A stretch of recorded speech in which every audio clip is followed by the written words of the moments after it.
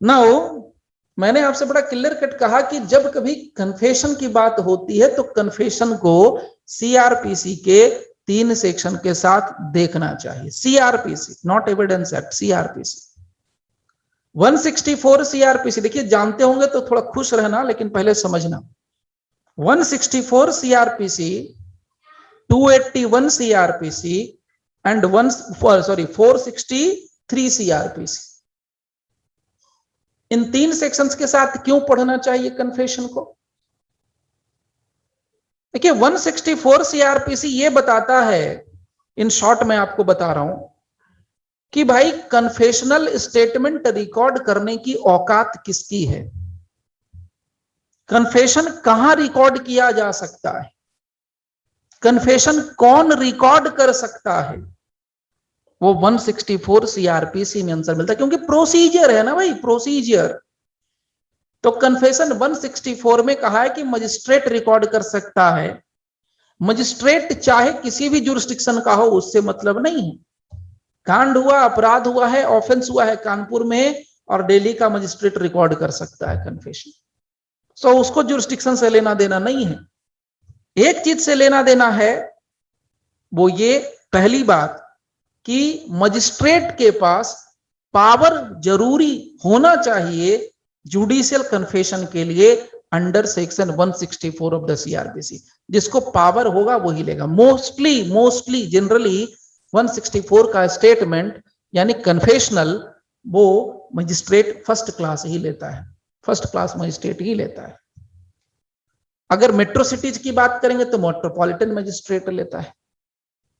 दूसरी सबसे इंपॉर्टेंट बात, अगर कन्फेशन रिकॉर्ड करना है, आप मजिस्ट्रेट हैं, आपको भी ये मिलेगा। आप अपने जगह पे मजिस्ट्रेट बनेंगे, पता चलेगा आपको दिल्ली का केस आ गया, आप हैं उड़ीसा में बैठे हुए, आपको दिल्ली के केस में आपको कन्फेशन रिकॉर्ड करना है, तो डरना नहीं है, कर सकते हैं। 164 जिसने समझ लिया वो कर सकता है। जिसने इंडियन एविडेंस एक्ट में कन्फेशन का कॉन्सेप्ट समझ लिया वो मजिस्ट्रेट कर सकता है। अब समझेगा ही नहीं तो वो उसके हाथ पैर फूलने लगेंगे। भाई मैं तो मजिस्ट्रेट कहाँ का, मैं उड़ीसा का, पूरी का, और वो कहां से, अपराधी कहाँ का, अपराध कहाँ हुआ, ऑफेंस कहाँ हुआ, तो दिल्ली में। ऐसे कैसे होगा, मेरा तो जुरिस्डिक्शन नहीं बनता है, मैं कैसे रिकॉर्ड कर लूंगा कन्फेशन? क्या मैंने बेवकूफी वाले काम है। इसीलिए कहता हूं कॉन्सेप्ट समझ लेना है।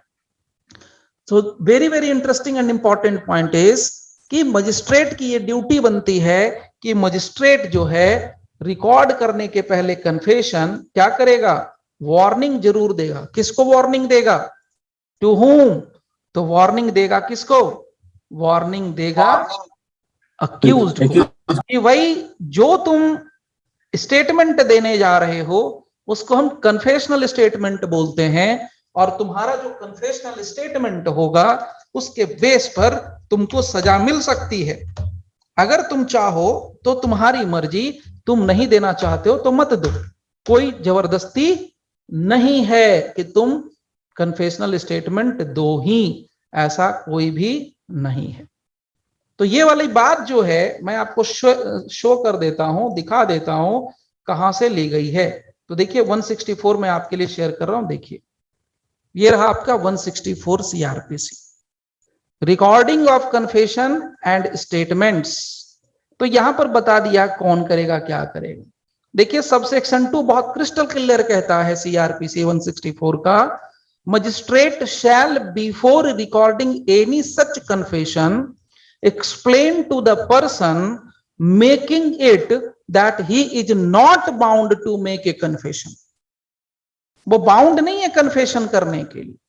And if he does so, और अगर वो ऐसा करता है, इट का मतलब क्या है, confessional statement may be used as evidence against him, and the magistrate shall not record any such confession unless questioning the person making it. तो ये चीज बहुत जरूरी है। अब आप सोचेंगे कि सर ये कौन देखने जा रहा है कि मैंने पूछा कि नहीं पूछा। भाई ये जरा 4 नंबर देख लीजिए सब सेक्शन। यहां पर क्या है, आई हैव एक्सप्लेन्ड, ये आपके लिए है, मजिस्ट्रेट के लिए है। आई हैव एक्सप्लेन्ड नेम किसका, अक्यूज्ड का, to accused that he is not bound to make confession and that if he does so any confession he may be used as evidence against him। तो ये आपके तरफ से disclaimer है और ये देखिए आपका नीचे सिग्नेचर है, साइंड बाय ए बी, नाम है मजिस्ट्रेट का, यहां मजिस्ट्रेट लिखा है।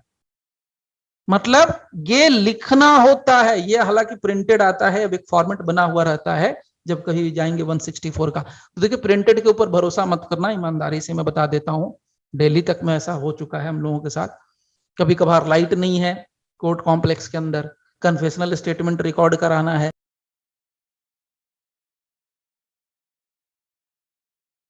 तो वहां मजिस्ट्रेट को हाथ से ही लिखना पड़ता है। लाइट नहीं है तो कंप्यूटर नहीं चलेगा, कंप्यूटर नहीं चलेगा तो लिखना नहीं पड़ेगा। कभी कभार ये भी सीन आते हैं। अब मत बोलना कि सर इन्वर्टर है तो हो भी सकता है, नहीं भी हो सकता है, डिपेंड करता है कि आप किस जगह मजिस्ट्रेट हैं। ठीक है, तो उस चीज के लिए तैयार रहना, अपने हाथ पे ही तैयार, भरोसा ज्यादा कर। मिल गया प्रिंटेड तो ठीक है, नहीं मिला तो कोई बात नहीं, आपको बेयर एक्ट से देख के लिख दीजिए, जैसे भी लिखना लिखिए, लेकिन ये आपको अपने आप याद हो जाएगा धीरे धीरे काम करते करते। सो दिस इज व्हाट, ये कंडीशन फुलफिल होनी है। उसके बाद एक और कंडीशन बड़ी मजेदार आती है कि जब कभी भी हम किसकी बात करते हैं, कन्फेशनल स्टेटमेंट की बात करते हैं, तो देखो स्टेटमेंट रिकॉर्ड करने का जो तरीका होता है वो 281 में बताया है, 281 सीआरपीसी। यानी कन्फेशनल स्टेटमेंट रिकॉर्ड कैसे किया जाएगा वो 281 में है। देखिए कैसे, ये प्रोसीजर कंप्लीट बताता है। 164 में कौन रिकॉर्ड करेगा वो बताया है, कैसे रिकॉर्ड करेगा वो बताया, यहां पर प्रोसीजर बताया है। तो ध्यान से देखो आप, यहां पर क्लियर कट कहता है मेट्रोपॉलिटन मजिस्ट्रेट अगर होगा तो मजिस्ट्रेट मेमोरेंडम बनाएगा। तो देखिए मेट्रोपॉलिटन मजिस्ट्रेट अगर आप होंगे तो, in case if you are in Delhi, even Ahmedabad, आप महाराष्ट्र रीजन में मुंबई वगैरह में है, तो जहां पर मेट्रोपॉलिटन मजिस्ट्रेट का कॉन्सेप्ट है वहां पर सिंपल सोचिए, तो वहां पर आपके लिए क्या है, आप मेमोरेंडम बनाएंगे और एग्जामिनेशन ऑफ द अक्यूज्ड जो कि कोर्ट के लैंग्वेज में होगा। ये प्रोसीजर है 281 का। और उसके बाद एक और कॉन्सेप्ट जो मैंने सेक्शन दिया वो क्या है, वो है सेक्शन 463। ये रहा आपके सामने 463। ये और भी खतरनाक सेक्शन है। कहता है कि जिस मजिस्ट्रेट के सामने 164 का बयान दर्ज किया जाना था, इसको जुडिशियल कन्फेशन बोलेंगे। अगर उस मजिस्ट्रेट ने कोई गलती कर दी, नॉन कंप्लायंस कर दिया 164 का या 281 का, 164 में बोला था कि हाँ भाई लिखो मजिस्ट्रेट साहब, लिखो साइन करो कि मैंने पहले से अक्यूज्ड को ये बता दिया है कि भाई तुम सोच समझ के अपना स्टेटमेंट दर्ज कराओ, कोई जोर जबरदस्ती, ये लिखना था, आप नहीं लिखे। आपको साइन करना था, आपने नहीं किया। 281 के प्रोसीजर के हिसाब से आपको मेमोरेंडम बनाना था, नहीं बनाए। सो यहां पर 463 ये कहता है कि अगर कन्फेशनल स्टेटमेंट के लिए जो कंडीशन रिक्वायर्ड है, कन्फेशन रिकॉर्ड करने के लिए जो कंडीशन जरूरी है, अगर उस कंडीशन का कंप्लायंस नहीं होता है तो उस कंडीशन में नॉन कंप्लायंस होने पर आपके उस रिकॉर्ड किए गए स्टेटमेंट का क्या होगा या उसका क्या असर पड़ेगा, वो चीज 463 सीआरपीसी बताता है। इसीलिए मैंने आपको कहा कि कन्फेशन के मामले में 3 सेक्शन आपको हमेशा याद रखना चाहिए। 164 सीआरपीसी से कौन कर सकता है, 281 में प्रोसीजर क्या है, कैसे किया जाएगा, और 463 में कि अगर नहीं कंप्लायंस होता है, नहीं फॉलो करता है 164 का तरीका, नहीं फॉलो होता है 281 का तरीका, तो उसका इंपैक्ट क्या पड़ने वाला है।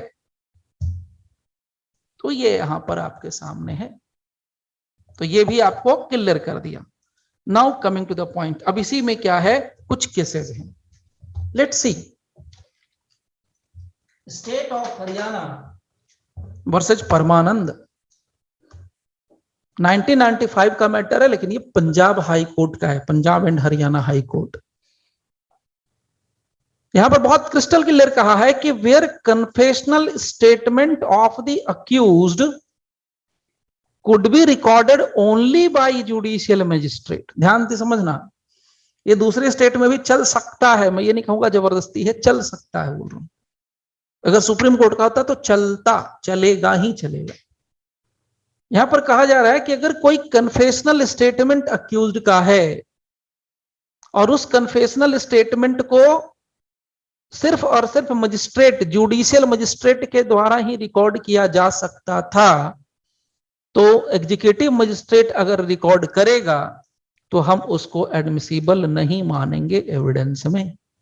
बहुत बड़ी बात है, इसका मीनिंग समझना बहुत जरूरी है। आप जुडिशियल मजिस्ट्रेट हैं, remember,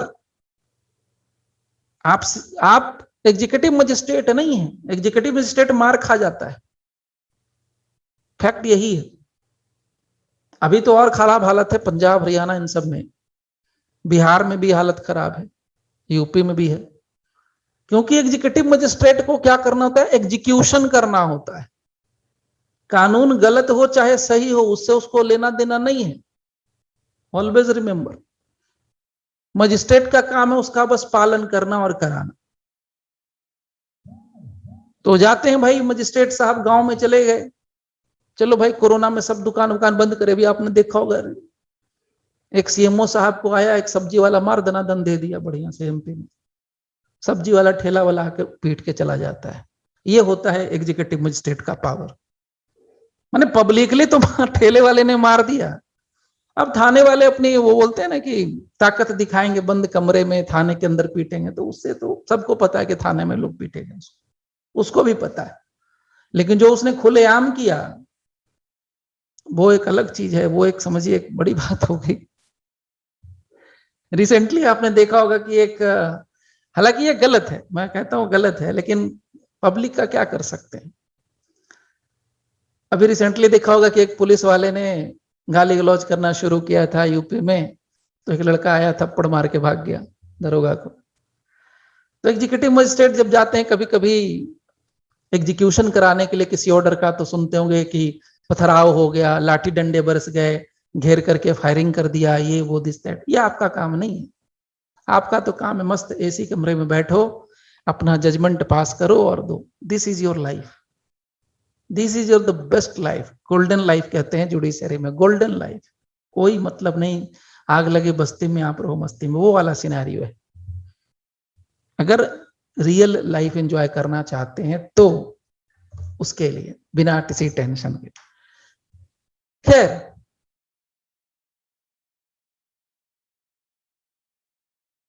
the point here is, ये परमानंद के केस में इंटरेस्टिंग बात क्या निकल के आई कि अगर एग्जीक्यूटिव मजिस्ट्रेट के सामने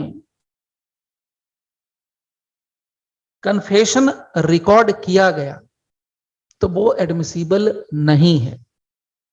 उस कंडीशन में जबकि अक्यूज्ड अपना कन्फेशनल स्टेटमेंट किसी जुडिशियल मजिस्ट्रेट के सामने रिकॉर्ड करवा सकता था, या जहां पर सिर्फ जुडिशियल मजिस्ट्रेट को ही पावर दे दिया गया है कि वो रिकॉर्ड करे। देखिए एग्जीक्यूटिव मजिस्ट्रेट क्या होता है, मारता पीटता है, डंडा चला सकता है। आपने सुना होगा डीएम एग्जीक्यूटिव मजिस्ट्रेट है, अभी रिसेंटली वो त्रिपुरा वाले डीएम का भी आप लोगों ने न्यूज सुना होगा। लास्ट ईयर एक शायद एडीएम साहब थे यूपी में, वो निकले लॉकडाउन का पालन कराने के लिए, तो हाथ में डंडा लेके घुस गए सेक्रेटेरिएट में, जो मिला उसी को डंडे से पीटना शुरू कर दिया। तो वो भगवान सोचते हैं कि भगवान हो गए डंडा लेके, पावर लेके। खैर, that is a different issue. The point here is, confessional statement के मामले में लॉ ये कहता है एग्जीक्यूटिव मजिस्ट्रेट पर भरोसा मत करिए, जुडिशियल मजिस्ट्रेट पर भरोसा करिए।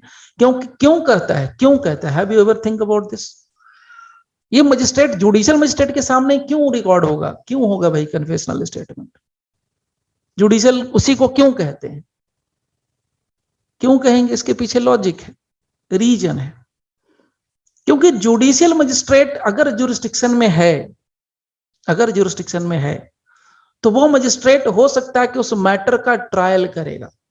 तो जुडिशियल मजिस्ट्रेट को यह पावर है कि मैटर का ट्रायल करके कन्विक्शन करे या अक्विटल करे। तो किसी पर्सन को, अक्यूज्ड पर्सन को कन्विक्ट करना है कि अक्विट करना है, ये ड्यूटी किसको दी गई है? ये ड्यूटी जुडिशियल मजिस्ट्रेट को दी गई है। तो यहां पर क्या होता है, कन्विक्शन के स्टेटमेंट पर हम कन्विक्शन कह रहा हूं, कन्फेशन के बयान के ऊपर, कन्फेशनल स्टेटमेंट के ऊपर हम कन्विक्ट कर देते हैं। तो क्यों नहीं इस स्टेटमेंट को, कन्फेशनल स्टेटमेंट को मजिस्ट्रेट के सामने किया जाए, वो भी जुडिशियल मजिस्ट्रेट के सामने। ठीक है, तो एक पॉइंट ये समझ लीजिए। Now moving to the next. अब यह मैटर है गुरदीप सिंह का। यहां पर बिल्कुल क्लियर रेट में लिख दिया गया है, the confession was held to be vested. किस कंडीशन में? Where the accused was produced before the magistrate handcuffed from police custody and he recorded the confession without ascertaining the possibility of pressurization by police। बहुत बड़ा point है। अगर आप जज बन रहे हैं तो, आप लिटिगेशन में जा रहे हैं तो, हर एक एंगल से बहुत बड़ा पॉइंट है। अगर पुलिस वाला किसी आदमी को, अक्यूज्ड को पकड़ करके, हथकड़ी लगा करके आपकी कोर्ट में खड़ा करता है और 164 के बयान के लिए लाता है, यानी कि कन्फेशन के लिए लाता है, और वो हथकड़ी में है यानी हैंडकप्ड है, तो उस कंडीशन में आपको कोस्ट नहीं करना है रिकॉर्ड। उसी बात को यहां पर कहा गया है कि यहां पर अगर आप रिकॉर्ड करते हो तो इस बात के लिए आप पक्का कर लो, क्योंकि कस्टडी मतलब हैंडकप्ड का मतलब क्या, what is the meaning of the term handcuffed? Handcuffed का मतलब ये हो गया कि वो अंडर प्रेशर ऑफ पुलिस है, अभी भी वो पुलिस की कस्टडी में है। तो जब पुलिस की कस्टडी में ही है, इवन दो वो आपकी कोर्ट में है, मजिस्ट्रेट की कोर्ट में है, और पुलिस की हथकड़ी लगी हुई है, पुलिस ने हैंडकफ्ड किया हुआ है, तो वो पुलिस की कस्टडी में है। तो वो इनडायरेक्ट इंड्यूसमेंट हो सकता है, वो थ्रेट हो सकता है, वो प्रॉमिस हो सकता है, कुछ भी हो सकता है, इट मे बी एनीथिंग। और कहा गया है कि कभी भी कोई कन्फेशन होता है तो दिल से होना चाहिए, ईमानदारी से, अंतःकरण से कबूल करो कि हाँ जी मैंने अपराध किया है। जैसे मैंने बताया था कि मुस्लिम्स के अंदर जब शादी होती है, निकाह होता है, तो लड़की बड़े दिल से कबूल करती है हाँ कि कबूल है। जब निकाह होता है तो क्या होता है, लड़का कहता है कि हाँ जी कबूल है, मतलब दिल से बोलेगा हाँ मुझे ये लड़की कबूल है। सिमिलरली पाप किया है, अपराध किया है, तो दिल से कबूल करो कि हाँ मैंने अपराध किया है। That is what is called confession, वही होता है कन्फेशन। अगर ऐसा नहीं है तो वो कन्फेशन बेकार है। नाउ कन्फेशन का नेक्स्ट इंपॉर्टेंट पॉइंट ये निकलता है कि कभी भी कन्फेशनल स्टेटमेंट को आपको पार्टली नहीं लेना चाहिए, जब भी लो तो पूरा लो। कन्फेशनल स्टेटमेंट कभी भी आधा आधा नहीं लेते हैं, हाफ हाफ नहीं लेते हैं, पूरा पूरा लेते हैं। ये जो केस है आप सामने देख पा रहे होंगे, स्टेट ऑफ तमिलनाडु वर्सेज कुट्टी 2001 का मैटर है, और बहुत क्लियर कट यहां पर कहा था सुप्रीम कोर्ट ने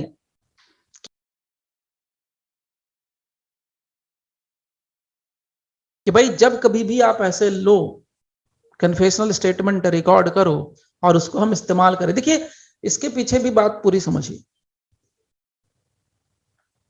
हमने क्या कहा, थ्योरी क्या कहता है? थ्योरी कहता है कि कन्फेशनल स्टेटमेंट को हमेशा पूरा लेना चाहिए, अधूरा नहीं लेना चाहिए। क्यों कहा? सोचो सोचो क्यों कहा।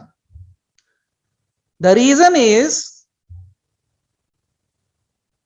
कन्फेशनल स्टेटमेंट के आधार पर, कन्फेशन के बेस पर you may convict an accused person. आप कन्फेशनल स्टेटमेंट के आधार पर अक्यूज्ड पर्सन को कन्विक्ट कर सकते हो, फांसी पर चढ़ा सकते हो, जिंदगी भर जेल में सड़ा सकते हो। तो आपको नहीं लगता है कि उसकी पूरी बात पढ़नी चाहिए, पूरी बात सुननी चाहिए, in the interest of justice? उसने क्या कहा है? आपको तो सबसे पहले ये फाइंड आउट करते आना चाहिए कि जो लाइन वो बोल रहा है, जो लाइन वो लिख के दे रहा है, लिखने का मतलब आजकल चेंज हो गया है। आजकल आप व्हाट्सएप पर भी लिखते हैं, ट्विटर पर भी लिखते हैं, डिजिटल भी लिखते हैं, यानी इलेक्ट्रॉनिक फॉर्म में लिखते हैं। तो अगर आप लिख रहे हैं या कोई भी लिख रहा है, कुछ बोल रहा है, तो वो स्टेटमेंट है। लेकिन उस स्टेटमेंट का मीनिंग आपको समझ के आना चाहिए कि whether that statement is equal to confession और नॉट। कल मैंने आप लोगों को पढ़ के बताया था, याद कीजिए, पलविंदर कौर। पलविंदर कौर के केस में पलविंदर कौर ने कहीं नहीं कहा कि मैंने अपराध किया है, मैंने मेरे पति को मारा है। एक लाइन लोग पकड़ते हैं पूरे एविडेंस एक्ट के अंदर, जब कभी भी क्लास होती है कन्विक्शन की, कहीं भी, सॉरी, कन्फेशन की, एक पॉइंट अक्सर लोग स्टूडेंट से लेकर के टीचर लेक्चरर सब पकड़ते हैं उस पॉइंट को, कि उसने ये कहा था पलविंदर कौर ने कि मैंने उनको दवाई लाके दी और वो दवाई अलमीरा में रख दी गई थी, उसी जगह पर जहां पर वो फोटो धुलने वाला केमिकल इस्तेमाल करते थे, रखते थे। इससे थोड़े ये पता चलता है कि उसने अपराध किया है। स्टीफन साहब का कहना बहुत साफ था, क्रिस्टल क्लियर, जब तक अपराधी अपने मन से न कबूल करे तब तक उससे कन्फेशन नहीं कहते हैं। इंडिया में क्या है, डंडा से पीटो और जाके खड़ा कर दो कोर्ट में, बोलो हाँ जी कन्फेशन हो गया। क्योंकि इंडियन थ्योरी क्या कहती है, ये देखिए यूके की थ्योरी उनकी बहुत अच्छी थी, ईमानदारी से, लेकिन इंडियन थ्योरी पे आ जाओ, इंडियन पुलिस सिस्टम पे आ जाओ, तो इंडियन पुलिस सिस्टम क्या करती है वास्तव में, प्रैक्टिकल में क्या है, जी भर के मारेगी बंद करके, उसी को हम लोग इंग्लिश में बोलते हैं इंटरोगेशन। बोलने में बड़ा अच्छा लगता है, इंटरोगेशन चल रहा है, first degree, second degree, third degree सब हो जाता है। उसके बाद एक पेपर आएगा, एक पेज आएगा, पेन आएगा, साइन करा लेंगे, उसके बाद जो मर्जी लिख लेंगे और बोलेंगे कि हाँ हो गया कन्फेशन। तो यहां कन्फेशन ऐसे होता है। स्टीफन साहब का कन्फेशन दिल से होता था, वो लोग ईमानदार लोग थे, 1872 वाले थे, हम यहाँ 2072 वाले हैं, 2072 वाले, तो ईमानदारी चली गई। खैर, सो पॉइंट आप समझते रहिए, ठीक है ना, एंजॉय के साथ। Now the point here is next वाला, इरशाद आलम वर्सेस स्टेट ऑफ बिहार। अब इन सब केसेज में कुछ रखा नहीं है ईमानदारी से, सब में यही बात आपको मिलने वाली है कि भाई पूरा लो कि अधूरा लो, पूरा लो कि अधूरा लो।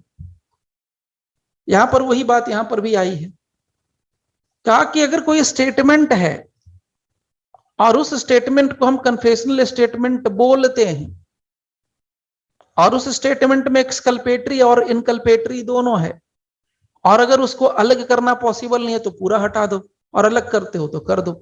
So it is possible for the court